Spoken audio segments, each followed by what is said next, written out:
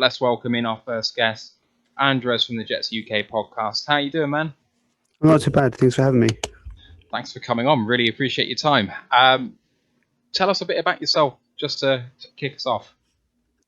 Well, yeah, I've been a Jets fan for 20 years. Joined as kind of as a teenager, jumped into the madness, and just recently I kind of saw that there wasn't really a UK Jets podcast presence, and I've been doing another podcast that covers all the NFL, and then I thought, well, I couldn't stop talking about the Jets on my other one, and they kept saying stop talking about the Jets all the time. So I thought, well, might as well start one. So I reached out to a guy, my co-host David, who's he's a UK guy, but he does a lot of writing for the American sites.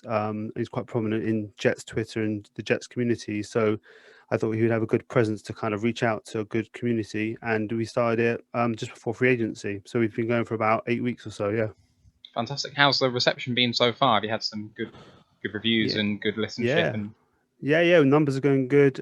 Feedback's really good. So yeah, we're just starting up, but it's going really nicely. Yeah. Fantastic. I can tell you from experience that someone will say, will you bloody shut up about this and just go and do this thing where you don't have to talk about it with me, and your knowledge will just get better and you'll talk about it more. It has a total opposite effect. So my girlfriend is regretting the day that she said, just go and make your own podcast for you. Thank you so much again for coming on. How do you feel that the Jags picks went yesterday? Lawrence and then the running back at 25. Jets. The Jags picks Jags. Jets. I'm so sorry. We wish we had Lawrence. Wilson, we wish we had Lawrence. Yeah. Oh yeah, I wish. No, we I really love Zach Wilson as well. I mean, yeah, Trevor Lawrence is another thing, right? Because he has such a high floor, but Zach Wilson's ceiling is just as high. Obviously, there's more of a risk there. But no, we're really excited about what he could do, especially in this offense. This new offense has been brought over from the 49ers.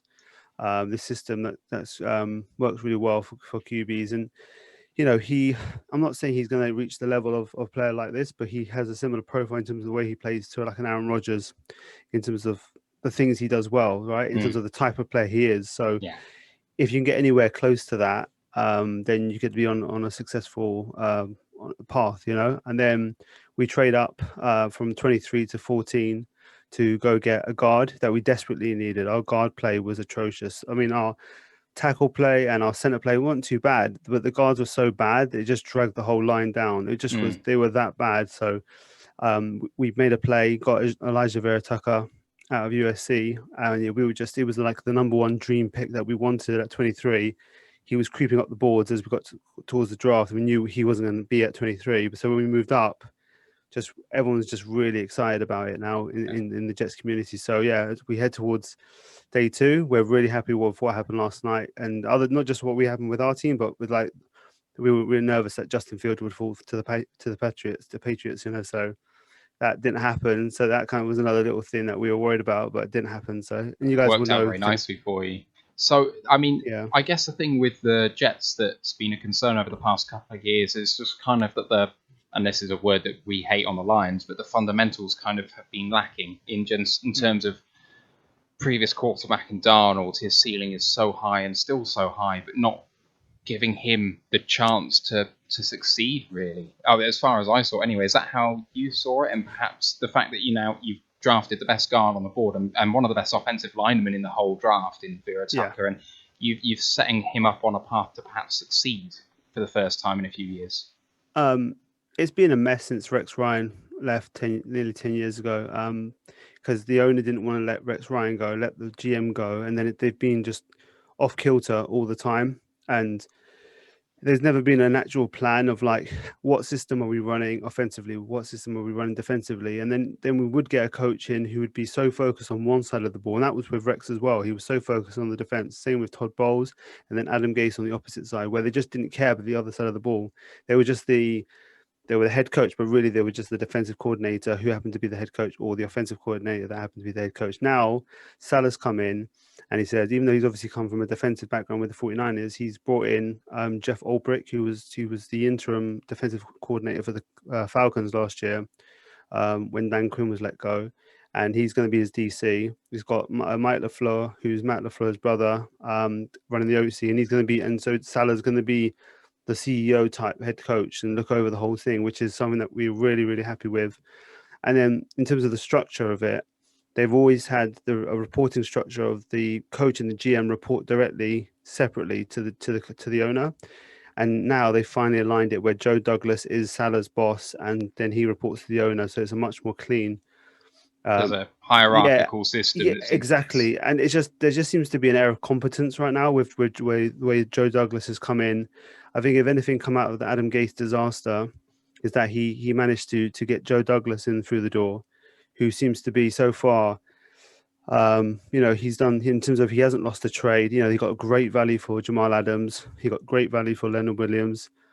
He got good value for Darnold after really, it was obviously our fault what happened with Darnold as well, but he didn't show anything to really warrant that much trade value. Got a good value there. He dropped down in the second round last year, still got Denzel Mims where we were going to take him 10 picks earlier.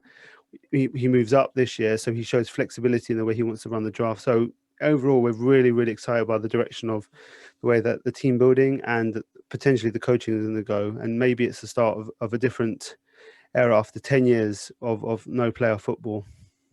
I can definitely understand where you're coming from in terms of the competency. Yeah, we probably have very similar idea. I totally recognise it in youth for sure. You've got, for sure. I think, by counting another 8 picks in the draft, as far as I can see from Tankathon, and you've obviously got the second pick tonight. Yeah. Where do you think the Jets are going? There's rumours you might be trying to trade out. Is there any position groups that you're looking at in terms of big need? What do you think is going to happen? Yeah, I mean, it's been the debate, obviously, since the first round wrapped up last night. It's been a debate of where we go with the pick. It's been the 3 options that really people have been jumping on is Tevin Jenkins, fill up the other guard position, and he can kick to tackle next year when we maybe looking to upgrade that position next year. And it would just be it would just add dominance to that line and really kind of have 5 guys across the line that you're really happy with. We also like Jeremiah Owusu-Koramoah, who would be an absolute dynamite chess piece for Robert Saleh, and he'd be our version of Fred Warner. And then those are the 2 kind of players that we really would like if we were to stick there. But yeah, the trade down option is enticing to kind of get back some of the assets that we gave up to move up last night. We could do that. If someone's desperate to get a player, we can maybe get a pretty good haul back and maybe overvalue on the other side and get some good value there. So yeah, I'm not surprised that the trading rumors come out. Maybe that they're putting out there to see if anyone wants to bite. But I'm hearing it could be Tevin Jenkins if he's still there and they're stuck at 34, and we'd be pretty happy with that. Yeah. Were you amazed at how little it took to move up 9 spots? Because I know the Bears moved up for the best quarterback on the board, but they moved up the same number of places. And Jones was still on the board, so if someone fancied him, you might think that the Vikings could have got a haul, but you went up for relatively little. You must be pretty pleased. Again, it's just great. It's just great value. Whenever you look at Joe Douglas's deals, he just happens to have he has really good relationships around the league. That was the one thing coming in, is that he had really good relationships, and you just don't, he sets things up really well beforehand. These conversations probably would have happened beforehand.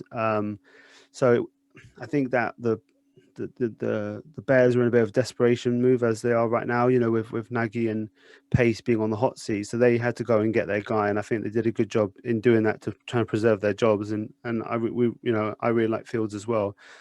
For us, I think it was already in place that we wanted to move up, and I think that deal was probably in place with the Vikings. And yeah, so we were really happy with only losing the 2 third-round picks this year. We've got 2 seconds and 2 firsts next year. We didn't have to touch them. So obviously we still miss them this year, but we could recoup them. So it gives us a lot of flexibility. We've got a ton of draft picks and still a lot of cap space going into next year and this year as well. So still a lot of room to maneuver and get more talent on the squad. I was reading the Thomas Dimitrov piece on the NFL website.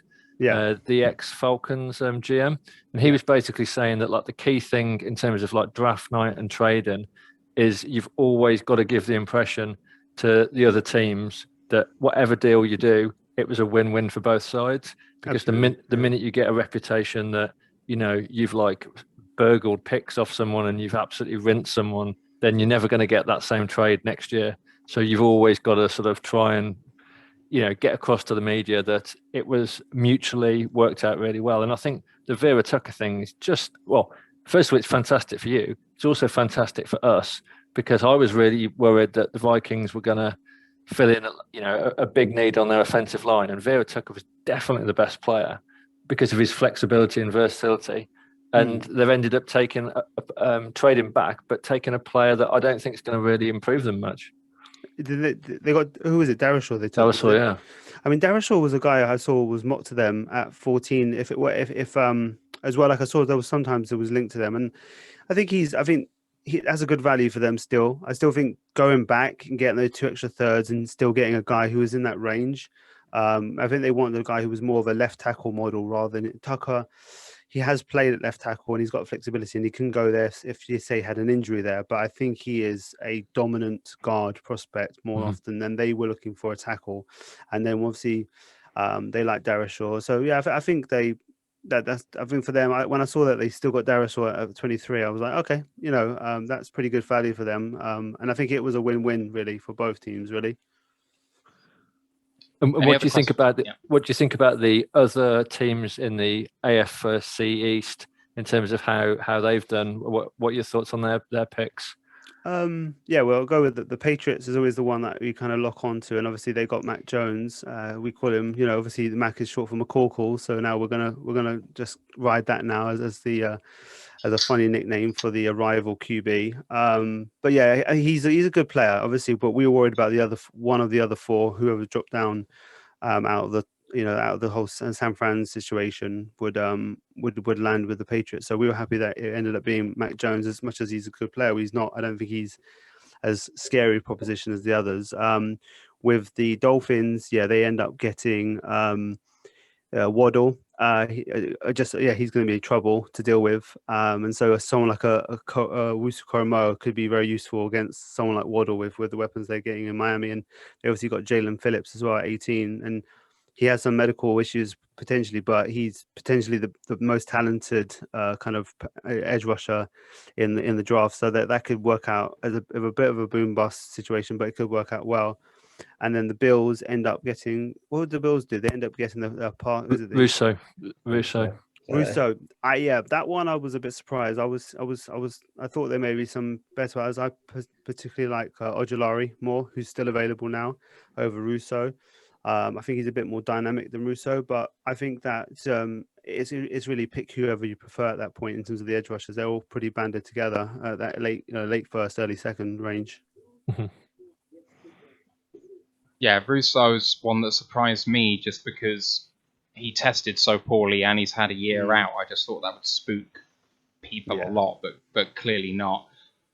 Where do you see the Jets ending up next year? If you can go through this draft showing the competency that you've seen from this new group so far, where do you think the ceiling is for the Jets? I got to kind of, when you talk about final record, you got to reset your mind in terms of because of the new 17-game schedule. So I'd say we're probably a 7 win team, maybe 8, like an 8 and 9 team, potentially at our ceiling. Because I think that the coaching staff is a massive upgrade. Like the Gase, it wasn't just Gase. He had a bare bones skeleton squad that he was kind of a bit of a control freak. He wanted as fewer other voices in the room as possible. So he would basically have guys doing multiple jobs so that there was less voices and there was just yes men around him. It was just an absolute disaster. It was worse than even it was, announced in the national media. It was worse than that when you look into it deeply and for people who know things behind the scenes. So the new setup from the coaching point of view is going to probably give us at least probably 3 or 4 extra wins there, because when I looked at the Patriots squad last year, I didn't see a team that was particularly more talented than when you look at the position groups from the Jets. It was just obviously the coaching in the Patriots is infinitely better, and that got them the amount of wins they got compared to what we got. That was the difference in coaching. And then obviously the players. So do you want to jump in with something? Yeah. Well, I was just going to say, I think that the thing about Bill is that he was pragmatic last year and knew that the team was limited, identified where he was strong, and that was the offensive line and a running quarterback, and decided that's the way he was going to win. And the thing about the Jets was, for me, the lack of pragmatism in terms of trying to identify what you're good at. I didn't know what the Jets were good at last year. It was a disaster. I mean, it's Gase. Gase is still running that old Peyton Manning Broncos offense, and he's riding off that success. And he wanted Sam Darnold to be a Peyton Manning at 15 plus years into his career. And it's like, even if Darnold is the best of his ability, he's never going to be that kind of player. So it was completely a square peg round hole situation, and he was just completely trying to whack it in constantly, never going to work. And obviously with the Frank Gore situation, he was trying to just run him to, it was just, the guy's so stubborn, and he just was, and he would just dive into his notepad on the side on the sidelines instead of speaking to his players. It was just, we're so happy to be past that disaster. We just knew it was never going to end from the moment they signed him to be the coach 2 years ago. And yeah, now it's exciting times. And you look at the people they've brought in through free agency. I think that, Carl Lawson is finally the edge rusher we've been wanting for like 15 plus years as a prospect. He, didn't get a lot of sack totals, but his pressure rate was incredible. So yeah, he's really promising, especially with this Salah defense as a kind of in the Nick Bosa role that we had last year. And then, next to Quillen Williams, that's going to be incredible on the line. Offensively, we brought in Corey Davis, who's going to be opposite Denzel Mims. They're very pretty similar guys. They're kind of contested catch guys, but have also got a bit of juice about them as well. So that should be fun with where Zach Wilson has got 2 good targets there. And obviously Keelan Cole is an underrated signing as a 4th wide receiver. He's actually a very good receiver to be a 4th receiver in the depth chart at this point. So we're really happy with where we're going. We still got a lot of holes, and that's why we're picking second, and I don't think we'll be able to get all of them, but we want to go best player available, get the best people available, and then build on it next year with all the assets we have next year to hopefully be a playoff contender next year and challenge for greater things next year onwards. I can see a lot of similarities. Man, I'm rooting for your team as kind of like a kind of second team for me, just because I see those similarities, and the Jets have been downtrodden for so long. It's a kind of similar to the Browns sort of situation. You never want to see a team down for that long. We all band together. Definitely, I'm pulling for you. And thank you so much for coming on and giving us your time. Really appreciate it. Together, we're going to elevate the NFL UK podcast community. So. No, it's great. It's great. Thanks for joining. Yeah, I'm really happy with the community that we have on this group in terms of all the different podcasters, and I want to reach out to all the people, especially who are playing this year, and kind of have guest appearances where we can kind of have chat about upcoming matchups, and it's always a fun thing as we kind of lead up to each week's game. So anyone who's part of that community, hit me up for any of the games if we're on your schedule. Definitely would like to chat about our teams in this September onwards. I don't want to disappoint you, Andres, just because obviously there's been a lot of love there, but Matt's not actually telling you the truth, because even though the Jets is the team that he roots for, he also has a man crush on Josh Allen. Fair enough. Yeah. A disservice. I do like Josh Allen. Josh Allen's a good player. He's a funny. We were kind of laughing when we got Darnold and they picked up Josh Allen. We were kind of laughing at them because we thought he was going to be a bust. As Jets fans, you're like, oh, look at the Bills, and egg on our face, because a year later we decided to hire Gase, and that was the worst thing we could do for our young QB. And and we wish Darnold all the best, and we're really happy with him landing in Carolina. So hopefully he can show what he can do, and Josh Allen continues to be good, and hopefully he has a bit of a regression this year, and we can kind of keep him contained a little bit, because if he keeps on going this way, it's going to be very difficult to manage him in the next couple of years. Yeah, but there's no love for the Patriots on this podcast, so we're absolutely rooting for the Jets. Oh, I can imagine with the stuff you had with Patricia and Quinn, I can imagine. So yeah, it's okay. Patricia's picking for the Patriots, if you believe some of the rumors. So good luck to them. We call them the Pound Shop Patriots. Yeah, good luck to them. Patricia was a disaster. When he was, I was just like, I wasn't a fan. And then the nail in the coffin comment was when he came out and was talking about how there was a lot of work to be done when I came in. He's like, he followed the guy, Jim Caldwell, who obviously wasn't like some sort of amazing guy, but he was pretty successful, right? To extent. 9-7 last 2 seasons. Right. And so you came in and had a lot of work to do on a team that was a winning team, and you've basically driven them into the ground. All right, dude. So it was just, when you look at this guy from an outsider point of view, and you're just like, yeah, it's just not going to work with this guy. It's hard to be the fan of the car crash organization.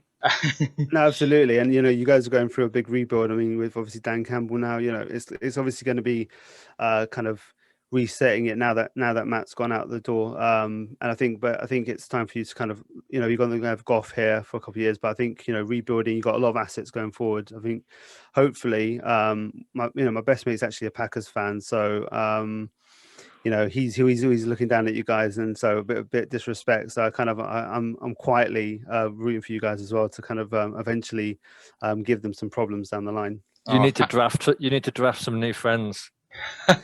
Well, he's a good guy otherwise. It's just, okay. Yeah. Anyway, thank you so much, Andres, for coming on. Worries. And we'll speak to you soon. Cheers, man. Absolutely. Thanks for having me. Cheers, guys. Cheers.